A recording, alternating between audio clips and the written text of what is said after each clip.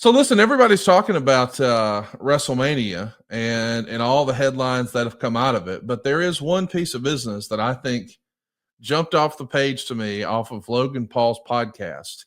He revealed that he and his team at Prime actually offered Stone Cold Steve Austin $1 million to wear a Prime bottle costume at WrestleMania 41.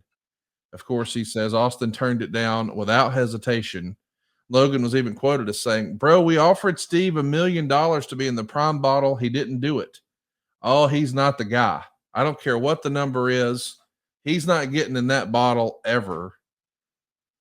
The absurdity of Stone Cold Steve Austin driving a four-wheeler down to the ring as a Prime bottle, I can say that would have been hilarious. Thank God for you, Dave Silva. Lord bless you, Dave Silva. But $1 million, Eric, would you have dressed up like the Prime bottle and driven the ATV down to the ring, maybe not crashed into the guardrail, and announced the attendance on Sunday if given the opportunity for seven figures? Because I would.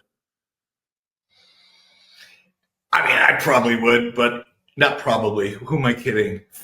Yes. But not if I was Steve Austin. He doesn't need the money. Agree. And he'd never live that down. By the time he pays taxes on it, it's $500,000. He would have killed his character for $500,000. I get why he didn't do it. I'd have done it in a heartbeat. By the way, shout out to Logan. I don't think he believes there was any chance it was going to actually work, but he knew, hey, I'll still get to talk about it after. People will talk about it. I'll get some headlines. I'll get some free buzz. I enjoy Logan Paul and his approach to business. I do want to talk a little bit about Joe Hendry. That's been a big debate. I mean, even Dave Meltzer is saying, hey, point out at any point in history where you've seen a world champion for a promotion get squashed on another promotions program in 3 minutes. And of course, that doesn't exist. But Joe Hendry says, when he was on Busted Open, do you know what CM Punk told me? We had a great conversation afterwards, and CM Punk told me that's exactly how it should have gone. And if it had gone longer, I think it would have worked out worse for me. There's no shame in losing to a legend like Randy Orton. I want to remind everybody, as folks are dunking on Joe for losing to Randy Orton, Triple H famously got squashed by the Ultimate Warrior, and it didn't slow his career down. He was just fine. I don't think this is that big a deal in the scheme of things, but the idea that it's a big talking point makes me wonder, could this have a negative effect on Joe Hendry's relationship with the fans or with TNA? Or does anything change negatively at all? Or is it all just positive? Because I just think back about all the silly stuff we've seen at WrestleMania through the years. I mean, I think Randy Orton wrestled Bray Wyatt on a canvas filled with worms at WrestleMania a few years ago. And we seemingly have moved on from that and said, okay, let's just block that out of our mind, how silly that was. I don't think this is the end of the world for Joe Hendry. Am I wrong? No, you're absolutely right. And I read some of the comments and saw some of the interviews that Joe has done. I mean, first of all, he's a pro. He's smart.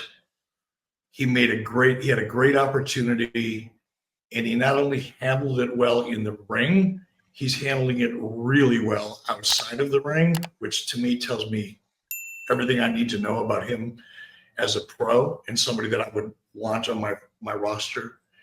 I think the people who are making a big deal of this, the Dave Meltzer acolytes out there that try so hard to pretend that they understand something about the wrestling business that the average fan just doesn't understand. That's what galvanizes them together.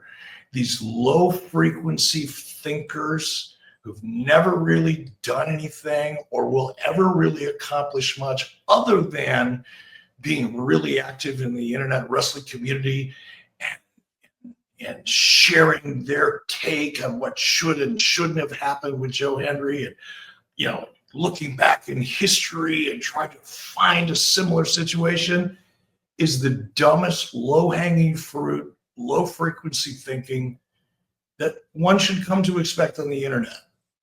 I think Joe had a great opportunity. I think Randy did a great job with Joe. I think Randy did more for Joe Hendry than anybody else has individually up until this very point.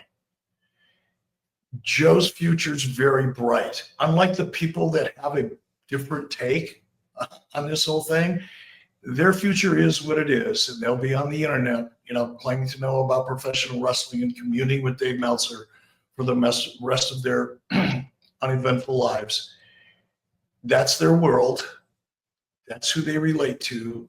That's the kind of thinking that attracts them, like moths to a flame. If you could start talking about what should have done and what was good for Joe's career and not good for Joe's career, and I can't believe they squashed him in 3 minutes.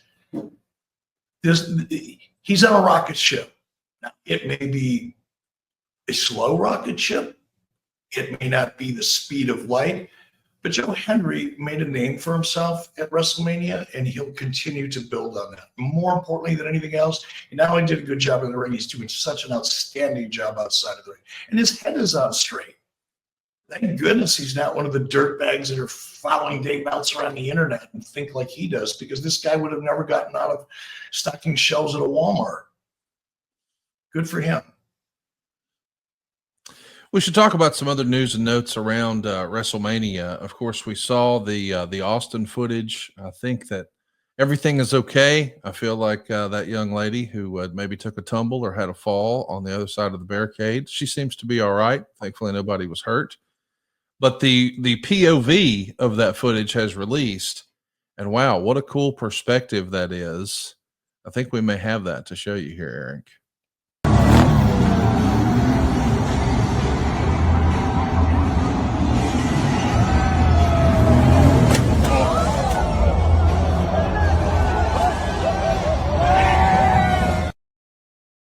I almost feel like we're wearing those Apple goggles right there. Like, I mean, it was coming right at you. I love your takeaway was what was at their feet. That was the biggest takeaway. These people are sloppy, man. I wouldn't want them over my house at a party. Can you imagine what they do to an Airbnb? Whoa, right. Oh my goodness. Goodness gracious. Listen, we also saw some other headlines coming out of the weekend. One of the biggest ones was a discussion about Liv Morgan. And I know that there's been a lot of folks who have pointed to Mickie James' comments recently on LFG. She was critical of some of the apparel and attire and costuming that some of the women of today wrestle in. Maybe she feels like their quote unquote butts are hanging out too much or something like that. Well, we know that Liv Morgan showed up fairly scantily clad at WrestleMania, and this feels like it's created a debate online about whether or not this is good for the women's revolution. I mean, even WWE superstars took to Twitter to talk about it. We saw a tweet from Zoe Starks, who says, I grew up believing women had to fight twice as hard to earn respect in this business. Is this sports entertainment or OnlyFans? Evolution? Question mark, question mark, question mark. I mean, I realize that, this is not our place to say. We're a couple of dudes, but I do think this is a conversation that is happening in women's wrestling right now. What's good for business and what's best for business long-term. I mean, clearly Liv got a lot of social media attention and a lot of chatter with her outfit. She knew that would be the case. So if you're courting attention from that regard, I get it. But I also sort of understand, hey, we're trying to move past the Divas division. We're trying to be taken seriously. And I wonder, if Cody came out wearing gear like Liv Morgan was the other day with his ass hanging out, everybody would be like, now, wait a minute, what the hell is going on here? And I think that presents a double standard in wrestling. Where do you land on this, Eric? Is there a line? And are we supposed to decide that, or do the performers decide? The audience decides.